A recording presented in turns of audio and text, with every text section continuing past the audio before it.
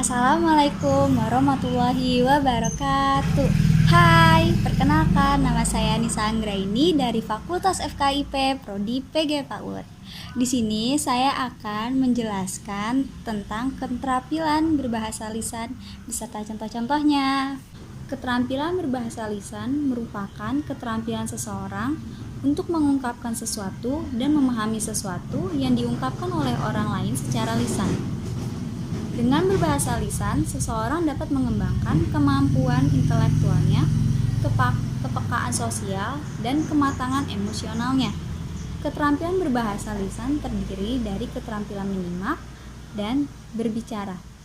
Keterampilan menyimak dan berbicara sangat erat kaitannya bersifat resiprokal dalam kehidupan sehari-hari. Penyimak dan pembicara bisa berganti peran secara spontan, yaitu dari penyimak menjadi pembicara dan dari pembicara menjadi penyimak.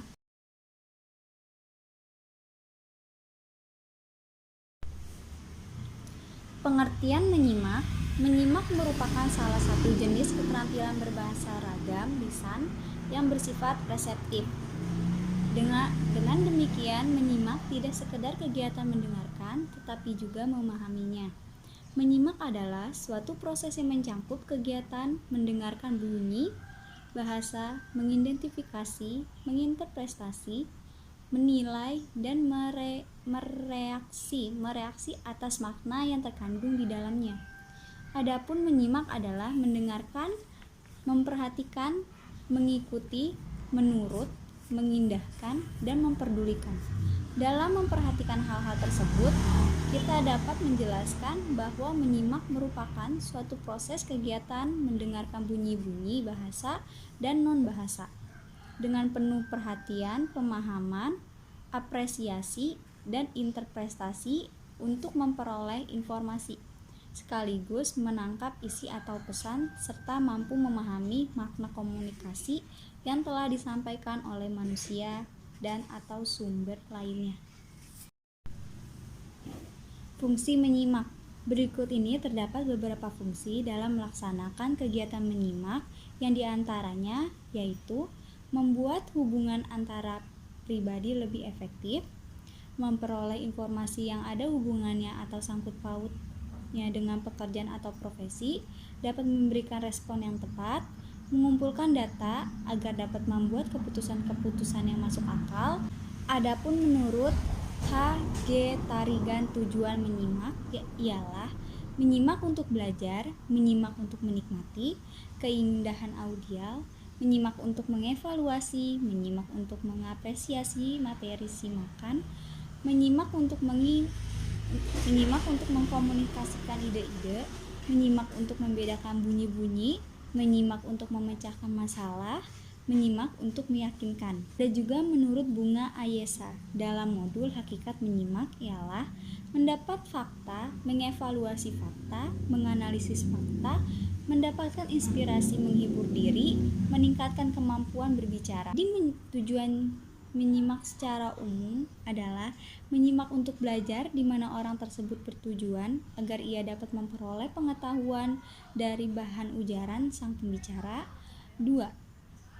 Menyimak untuk menikmati, di mana orang yang menyimak dengan penekanan pada penikmatan terhadap sesuatu dari materi yang diujarkan atau dipergelarkan,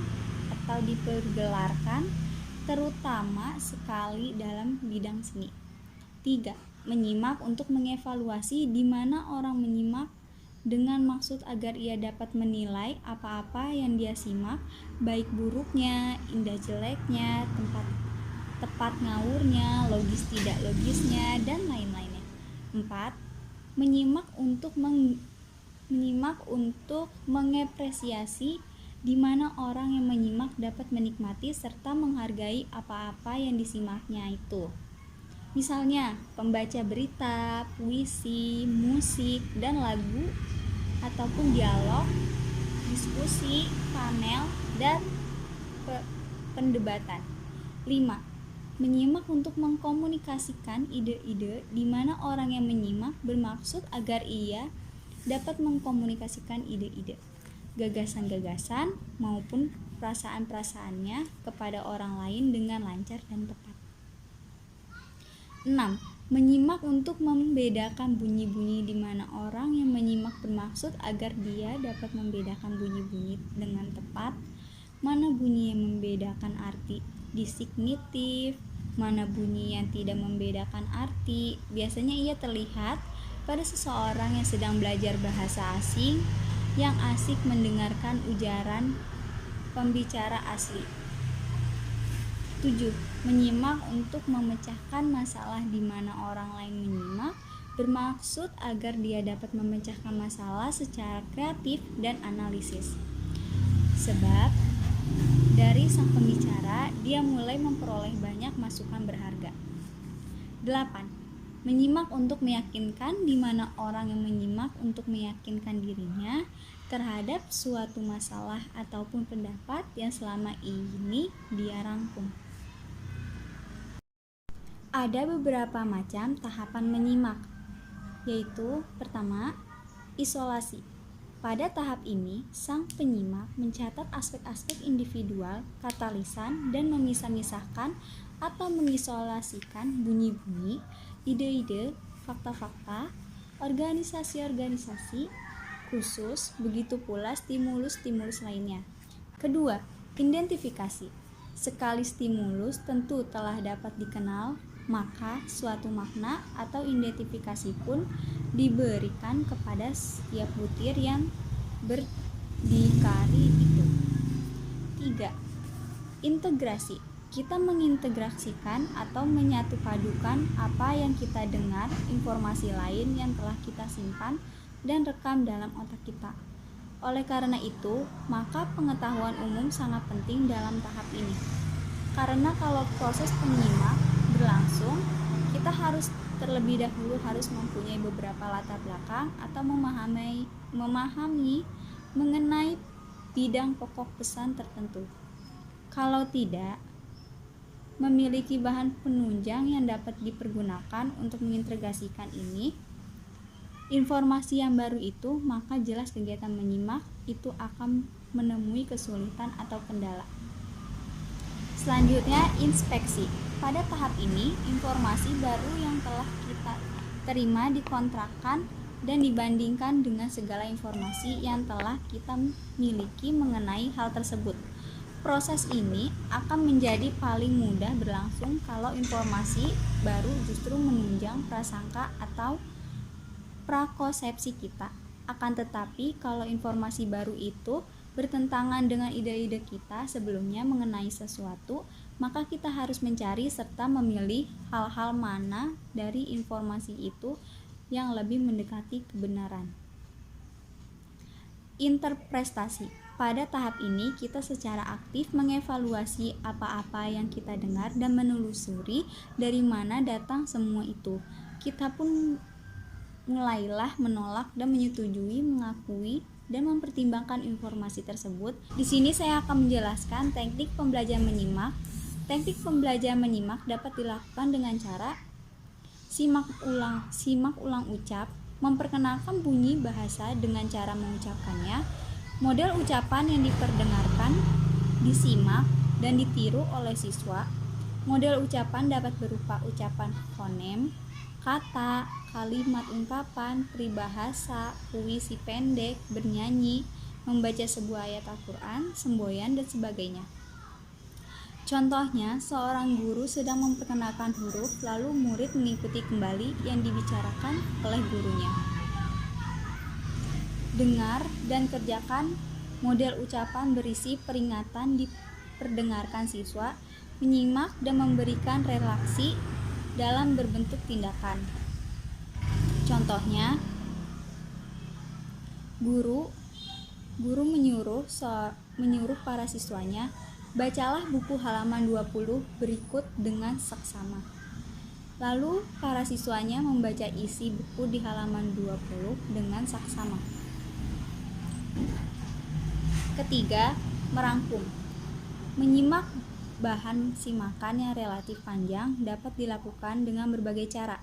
Salah satu di antaranya dengan cara menyingkat atau merangkum isinya dalam beberapa kalimat Merangkum berarti membuat bahan simakan yang panjang menjadi sedikit mungkin, namun yang sedikit itu dapat mewakili yang panjang. Lalu yang keempat, menjawab pertanyaan cara lain dengan mengajarkan cara menyimak yang efektif ialah melalui latihan menjawab pertanyaan apa, siapa, mengapa, di mana, dan bila mana. Pertanyaan-pertanyaan itu diajukan atas dengan mengacu pada bahan simakan yang telah dipendengarkan kepada siswa.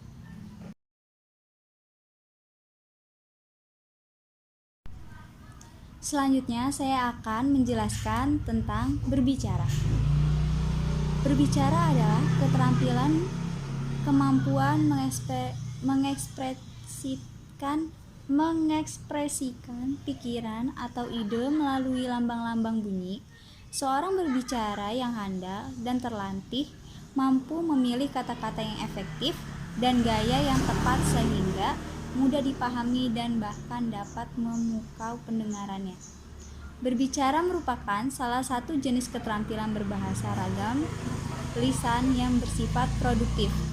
Berbicara adalah kemampuan mengucapkan bunyi-bunyi artikulasi atau kata-kata untuk mengekspresikan, menyatakan serta menyampaikan pikiran, gagasan, dan perasaan. Di sini saya akan menjelaskan tujuan berbicara. Berbicara pada hakikatnya merupakan suatu proses komunikasi sebab di dalamnya terjadi pemindahan pesan dari suatu sumber ke tempat lain. Dengan berkomunikasi, seseorang berbicara dapat mengungkapkan pikiran dan perasaan kepada orang lain.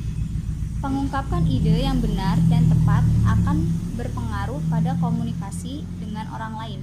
Oleh karena itu, berbicara memiliki peran yang penting dalam berkomunikasi. Kaitan dengan tujuan berbicara menurut Hodge dan Winkler 1979 menjelaskan secara umum tujuan pembicara adalah sebagai berikut. Mendorong atau menstimulasi pembicara untuk memberi semangat, membangkitkan kegairahan serta menunjukkan rasa hormat dan pengabdian. 2. Meyakinkan pembicara berusaha mempengaruhi keyakinan sikap atau mental intelektual kepada para pendengarnya. 3. Menggerakkan pembicara menghendaki tindakan atau reaksi fisik dari para pendengar dengan terbangkitnya emosi. 4. Menginformasikan pembicara berusaha menguraikan atau menyampaikan sesuatu kepada pendengar dengan harapan agar pendengar mengetahui tentang sesuatu hal, pengetahuan, dan sebagainya. 5. Menghibur pembicara bermaksud menggembirakan, menghibur para pendengar agar terlepas dari kerutinan yang dialami oleh pendengar. Lalu ada beberapa faktor yang perlu diperhatikan yang akan menentukan berhasil atau tidaknya kegiatan berbicara, yaitu faktor pembicara dan pendengar. 1. Pembicara. Yang harusnya diperhatikan oleh pembicara adalah pokok pembicaraan yang bermanfaat dan menarik sesuai dengan daya tangkap pendengar dan sedikitnya sudah diketahui oleh pendengar. Lalu selanjutnya bahasa. Kaitannya dengan bahasa dibagi jadi 2 faktor, yaitu kebahasaan dan non-kebahasaan. 1. Faktor kebahasaan. Faktor kebahasaan yang terkait dengan keterampilan berbicara yaitu 1. Keterampilan pengucapan atau pelafalan bunyi. 2. Penempatan tekanan, nada, jeda, intonasi, dan ritme. Lalu yang ketiga, pemilihan kata dan ungkapan yang baik, konkret dan bervariasi. Yang keempat, ketepatan susunan penuturan. Lalu faktor non-kebebasan. Faktor non-kebebasan yaitu 1. Sikap wajar, tenang, dan tidak kaku. 2. Pandangan yang diarahkan pada lawan bicara. 3. Kesedihan menghargai pendapat orang lain. 4. Kesedihan mengkoreksi diri sendiri. 5. Keberanian mengungkapkan dan mempertahankan pendapat. 6. Gerak-gerik dan mimik yang tepat. 7. Kenyaringan suara. 8. Kelancaran dalam berbicara. 9. Penalaran dan revalansi. 10. Menguasai tone. Lalu selanjutnya adalah tujuan. Seorang pembicara dalam menyampaikan pesan kepada orang lain pasti memiliki tujuan ingin mendapat respon atau reaksi. Lalu selanjutnya lagi saran. Sarana dalam kegiatan pembicara mencakup waktu, tempat, suasana, dan media atau alat peraga. Pokok pembicara yang dipilih hendaknya disesuaikan dengan waktu yang ditentukan. Tempat berbicara sangat menentukan keberhasilan pembicara. Dalam hal ini perlu diperhatikan faktor lokasi, jumlah pendengar, posisi pembicara dan pendengar, cahaya serta udara. Berbicara pada suasana tentunya pun akan mempengaruhi keberhasilan berbicara. Seperti pada pagi, siang, atau sore hari, media atau alat peraga pun akan membantu kejelasan dan kemenarikan uraian. Lalu, interaksi. Berlangsungnya kegiatan berbicara menunjukkan adanya hubungan interaksi antara berbicara dengan pendengar. Interaksi dapat berlangsung satu arah, dua arah, ataupun multi arah. Pendengar yang baik hendaknya memperhatikan hal-hal sebagai berikut. 1. Memiliki kondisi fisik dan mental yang baik sehingga memungkinkan dapat melakukan kegiatan mendengarkan, memutuskan perhatian dan pikiran kepada pembicara. 2. Memiliki tujuan tertentu dalam mendengarkan yang dapat mengarahkan dan mendorong kegiatan mendengarkan. 3. Mengusahakan agar meminati isi pembicara yang didengarkan. Lalu yang keempat, memiliki kemampuan linguistik dan non-linguistik yang dapat meningkatkan keberhasilan mendengarkan. 5. Memiliki pengalaman dan pengetahuan luas yang dapat mempermudah pengertian dalam memahami isi pembicaraan.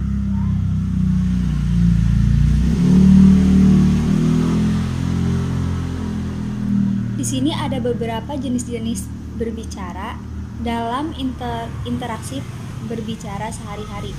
Seiring kita memperhatikan, ada diskusi, yaitu berdiskusi dengan teman sebangku tentang menanyakan pelajaran. Ada percakapan kepada teman di sekitar. Ada pidato, yaitu berpidato kepada audiens. Ada ceramah kepada jamaah-jamaah. Ada juga bertelepon, yang contohnya sedang bertelepon kepada sang ayah yang menelpon anaknya untuk menanyakan keberadaan sang anak, dan sebagainya. Sekian dari saya, Nisa Anggraini. Jika ada tutur kata yang salah, mohon dimaafkan. Wassalamualaikum warahmatullahi wabarakatuh.